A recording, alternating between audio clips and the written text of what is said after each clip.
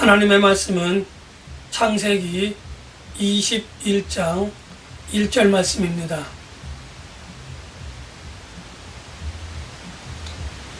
여호와께서 말씀하신 대로 사라를 돌보셨고 여호와께서 말씀하신 대로 사라에게 행하셨으므로. 아멘. 오늘 창세기 21장으로 함께 하나님의 말씀을 나누고자 합니다. 창세기 21장에는 크게 세 가지 사건이 기록되어져 있습니다.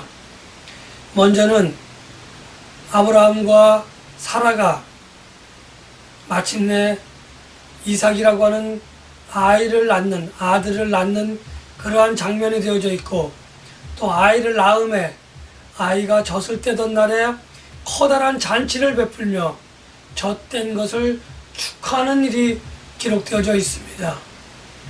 그리고 두 번째로는 그 잔치 때에 이제 먼저 낳은 아브라함의 아들 이스마엘이 자기 동생이라고 할 수 있는 이삭을 조롱하고 괴롭히는 장면을 본 사라가 분을 참지 못하고 이것을 아브라함에게 고하며 아브라함에게 하갈과 이스마엘을 내쫓을 것을 요구하고, 하갈과 이스마엘이 아브라함의 집에서 쫓겨나는 장면, 그리고 쫓겨나면서 사막에서 이제 목말라 죽을 만할 때에 하나님이 나타나셔서 그들을 구원하시고 그들에게 또한 아브라함에게 약속하셨던 것 같이 그들의 후손을 창대케 해주시겠다고 하는 약속을 하는 장면이 나옵니다. 그리고 마지막으로 주변 국가인 아비멜렉 왕이 아브라함을 찾아와 이제 동맹을 맺자고 그렇게 제안하는, 그리고 그 동맹을 수락하여 함께 동맹을 맺는 아브라함과 아비멜렉 왕이 그렇게 동맹을 맺는 사건으로 창세기 21장은 막을 내리게 되어집니다. 저는 이 세 가지 사건을 각자 따로따로 떼어서 볼 수도 있지만 하나로 볼 수도 있지만 각자 떼어서 하나로 보면서 각 사건들이 하나님이 우리들에게 무엇을 말씀하시고자 하는지 그것들에 대해서 함께 이야기를 나누어 보고자 합니다.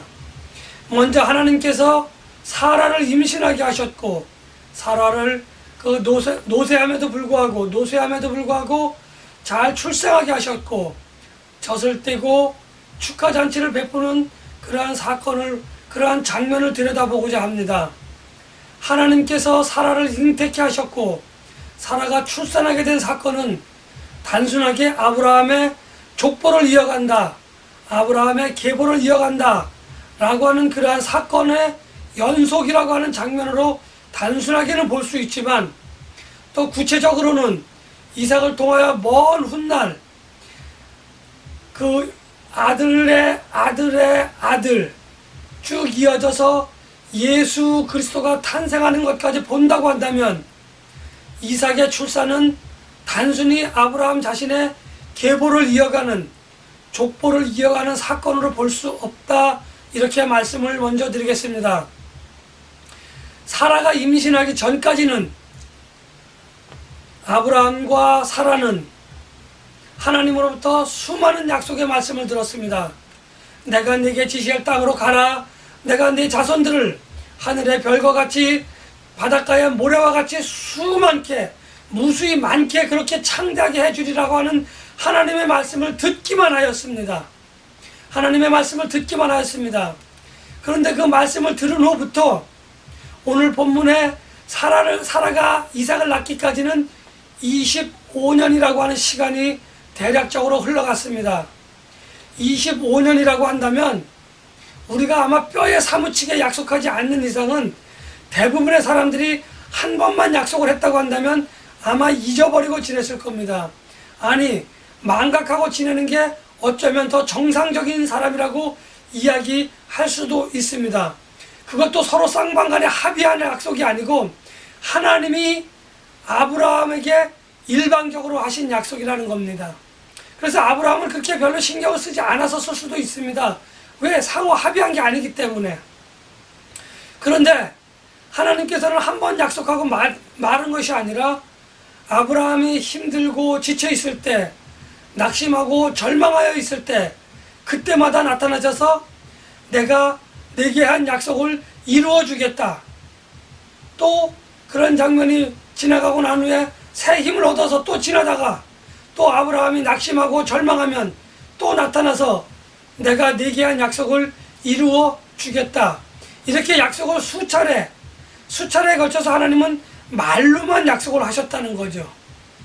그런데 이제 이스마엘이 아닌 이삭이 태어남으로 인해서 아브라함과 사라는 그 슬픔하고 근심이 많았던 그 마음속에 이제 하나님의 약속을 믿는 기쁨과 환희의 얼굴, 그러한 웃음이 가득한 얼굴이 되었다고 하는 것입니다.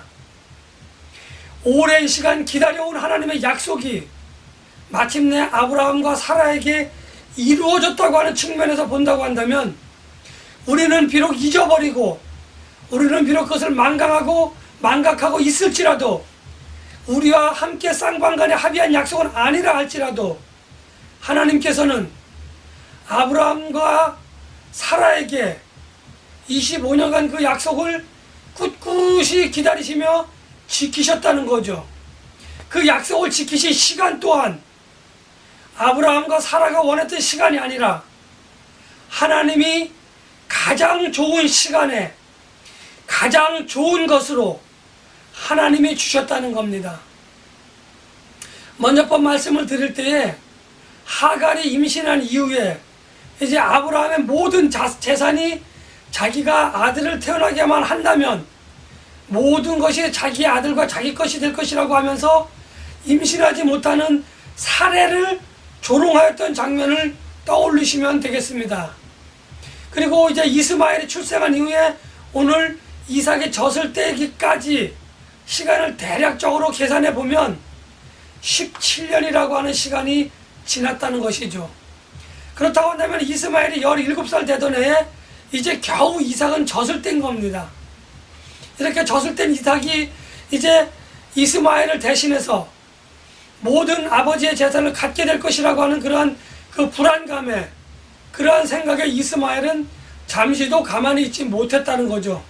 그래서 이삭을 조롱하기 시작했고, 이삭이 아직 어려서 잘 모르는 일, 이삭이 아직 어려서 잘 할 수 없는 일들, 이러한 것들을 가지고 이삭을 조롱하는 것을 사라는 가만히 볼 수 없었다는 겁니다.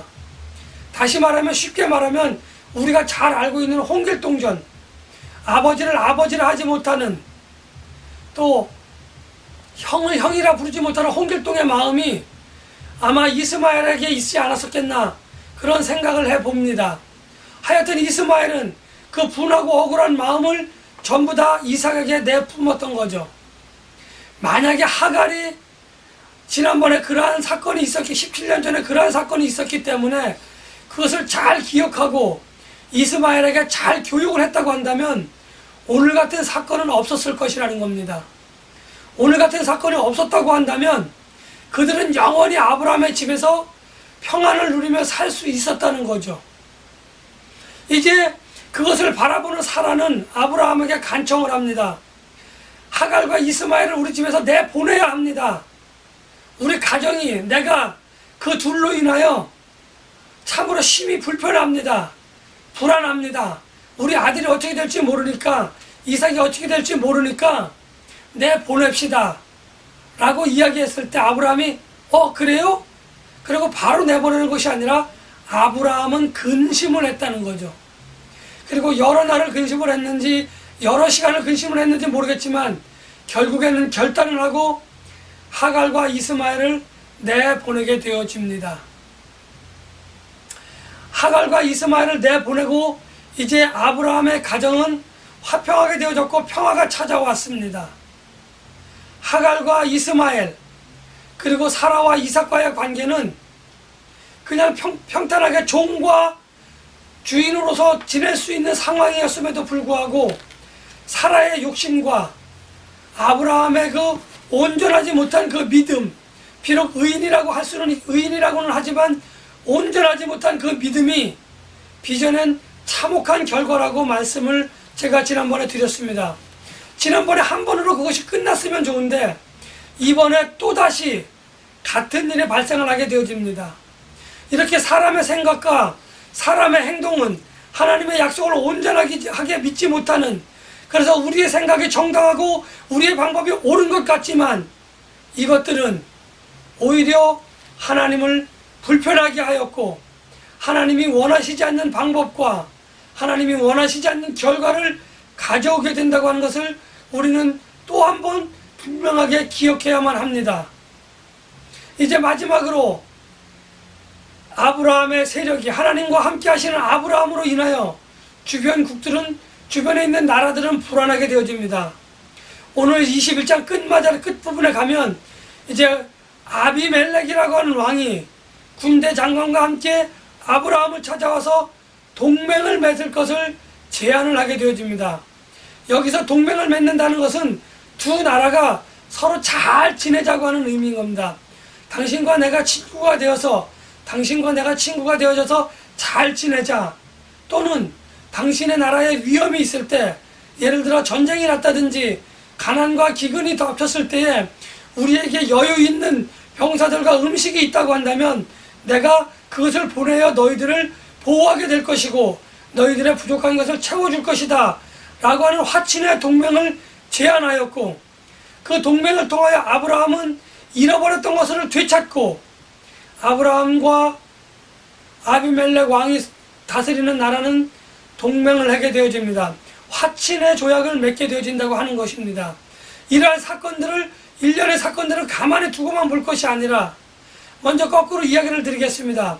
먼저 동맹을 맺은 사건을 가만히 보면 하나님께서 아브라함에게 약속하신 것, 네 자손을 하늘의 별과 같이 바닷가의 모래와 같이 많게 하시겠다고 하는 그 약속과 아울러 내가 네게 줄 땅, 그리고 그 땅이 가나안 땅이라고 아브라함에게 말씀하셨던 하나님, 이제 그 땅에서 살게 되어지는 아브라함에게 주변국들이 하나님을 경외하며 하나님을 두려워하는 마음으로 하나님을 잘 섬기며 하나님이 함께 하시는 아브라함에게 와서 화친의 동맹을 맺자고 하는 그 부분, 단순한 화친의 동맹이 아니라 아브라함이, 하나님을 통한 아브라함이 가나안 땅의 실제적인 주인으로 그 주권이 다스리는 그 영토가 점차적으로 넓어져 가고 있다고 하는 것을 오늘 우리들에게 보여주고 있습니다. 이것은 하나님께서 자손만을 약속하신 것이 아니라 내가 네게 줄 땅, 그 땅에서 이제 줄 땅이 아니라 내가 네게 준 땅에서 내가 나로 말미암아 하나님의 이름으로 그 땅을 다스리라고 하는 그 약속을 하나님께서는 서서히 이루어 가시는 것을 오늘 우리들에게 보여주고 계십니다. 하나님께서는 여러분들에게, 저에게 분명하게 약속하신 것이 있습니다. 그 약속하신 것이 비록 내가 당장 필요하다 할지라도 하나님이 보시기에 그것이 당장 필요한 것이 아니면 하나님께서는 그것을 당장 주시지 않는다는 겁니다. 또 하나님께서 하나님의 말씀에 온전하고 순전하게 순종하는 훈련을 거치지 않고는 하나님의 말씀을, 하나님을 경외할 줄 아는 그러한 마음의 자세가 되지 않았다고 한다면 하나님께서는 우리들에게 그것을 쉽게 내어주지 않는다는 겁니다. 왜냐하면 그렇게 하게 되어진다고 한다면, 우리가 필요할 때마다 하나님께서 그것을 주신다고 하신다고 한다면 우리는 교만해지고 우리는 자만해지고 하나님을 만홀히 여길 수 있는 죄된 성품, 죄성을 가지고 있기 때문에 하나님 앞에서 자칫, 하나님의 말씀 안에서 자칫 우리들은 범죄할 수 있다고 하는 그러한 염려를 가지고 계시는 하나님은 우리를 잘 알고 계시기 때문입니다. 이렇게 하나님께서는 우리를 누구보다도 잘 아시고 우리에게 필요한 것이 무엇인지, 언제 그것이 필요한지를 잘 알고 계시는 하나님은 그렇게 여러분들에게, 저에게 그 약속하신 것을 주신다고 하는 것을 우리는 믿고 인내할 줄 알아야만 하겠습니다. 이제 하나님께서 또한 이스마엘과 하갈을 내쫓으시는 사건을 다시 한번 들여다보겠습니다. 거기에는 사라의 욕심과 아브라함의 욕심도 있었지만 무엇보다도 하갈과 이스마엘이 쫓겨난 것은 하나님의 입장에서 볼 때에 하나님의 구속사역에 있어서 하나님께서는 택하지 않을 사람들, 다시 말하면 하나님께서 구원하시기로 작정하지 않은 사람들, 그런 사람들에 관해서는 영락없이 단칼에 그들을 구원의 반열에서 빼버리신다고 하는 것을 오늘 우리들에게 말씀해 주고 계십니다. 하갈과 이스마엘이 아브라함의 품에 있을 때에는 우리가 볼 때에는 구원받은 사람인 것 같았지만, 그들의 삶이 점차적으로 평탄해질 것 같았지만, 하나님께서는 그들을 택하지 않으셨습니다. 그들을 통하여 하늘의 별과 같이 바닷가의 모래와 같이 또 그들에게 가나안 땅을 주지 않으셨습니다. 그래서 하나님께서는 그들을 사건을 만들어서 그들을 내쫓을 수밖에 없었던 것입니다. 하나님으로부터 구원의 확신을 가진 저와 여러분들, 무슨 일이 있어도 이삭과 사라가 그 아버지인 아브라함의 가정에서 머물며 먼 훗날 믿음의 조상이라고 불렸던 것 같이, 오늘 저와 여러분들은 하나님을 믿는 믿음 안에서, 하나님을 경외하는 그러한 믿음 안에서 우리는 우리 집안의 계보에 믿음의 첫 번째 온전하고 순전한 조상이 되어져야 할 것을 오늘 우리들에게 하나님께서는 말씀해 주십니다. 만일 그렇지 아니한다고 한다면 저도 그렇고 여러분들도 그렇고 하나님의 구원의 반열에서 내 처지는 내어 쫓겨 이를 갈며 슬피 우는 그러한 삶의 모습을 우리는 갖게 될 것이라고 하는 것을 분명히 보여주십니다. 하갈이 이스라엘의 물 한 푸대를 지고 떡을 들고 집을 나와 방황을 하지만 결국 그들은 먹을 것이 떨어졌고 그들은 마실 물이 떨어졌습니다. 그들은 사막 한가운데에서 죽을 수밖에 없는 운명이었지만 분노 가운데에도 은혜를 내리시는 하나님으로 말미암아 그들은 물을 얻었고, 그들은 하나님으로부터 약속을 받아 그들은 심히 창작게 되어졌습니다. 그러나 그들은 구원의 반열에 들어서지 못하였다고 하는 것을 우리는 분명하게 기억해야만 할 것입니다. 이제 첫 번째 사건인 아브라함과 사라의 이삭과의 관계를 보도록 하겠습니다. 아브라함과 사라와 이삭과의 관계는 단순히 족보를 잇는, 계보를 잇는 그런 사건일 뿐만 아니라 이제까지 우리가 들었던 하나님의 말씀, 이제까지 우리에게 약속하셨던 하나님의 약속을 듣기만 하였는데 이제는 그 사건의 실체가, 그 약속의 실체가 우리 눈에 보여지는, 그 약속을 실현하시는 신실하신 하나님이심을 우리들에게 확증시켜 주시는 첫 번째 사건이라 이렇게 말씀드릴 수가 있습니다. 욥은 고백을 합니다. 이전까지는 내가 하나님에 대하여 듣기만 하였는데, 하나님에 대하여 알기만 하였는데 내가 이제는 하나님을 뵙습니다라고 하는 욥의 고백과 같이, 하나님이 저에게 약속하신 것이 있다고 한다면, 하나님이 여러분들에게 약속하신 것이 있다고 한다면 그것을 부여잡아야만 합니다. 그래야만 우리는 하나님을 만날 수 있고 하나님의 약속을 이룰 수 있다고 하는 것을 오늘 분명하게 하나님은 말씀해 주고 계십니다. 때로는 힘들고 지칠 때가 있습니다. 낙심하고 절망할 때가 있습니다. 그러나 그 약속이 이루어질 것이라고 하는 그 소망을 버린다고 한다면 우리의 삶은 더욱더 피폐해지고 더욱더 하나님을 떠나 마침내 내쳐져서 슬피 울며 이를 갈아야만 하는 그러한 상황에 처할 수도 있습니다. 행여나 천국에 대한 소망을 버리신 분이 있습니까? 그저 왔다가 가는 그런 심령으로 된 기분으로 예배를 드리는 심령들이 있습니까? 각자의 신앙을 점검해 보시기 바랍니다. 각자의 신앙을 점검해 보시고 하나님께서 주신 말씀, 하나님께서 약속하신 그 약속을 내가 단단히 부여잡고 있는지, 아니면 놓아버리고 그냥 이런 둥 어떠하리 저런 들 어떠하리 하면서 그냥 허송세월 하듯이 그렇게 신앙생활을 하면서 지내고 있는지 다시 한번 돌아보시기 바랍니다. 믿음의 반열에서, 믿음의 구원의 길에서 저 천국을 향하여 나아가는 순례자된 저와 여러분들과 저 함께 손을 잡고 그 약속을 부여잡고 그 약속이 이루어지는 그날까지 함께 걸어가셔서 하나님께 영광을 돌리며 하나님의 나라에 입성하여 함께 하나님을 찬양하는 우리 모두가 되시기를 예수님의 이름으로 간절히 기원합니다.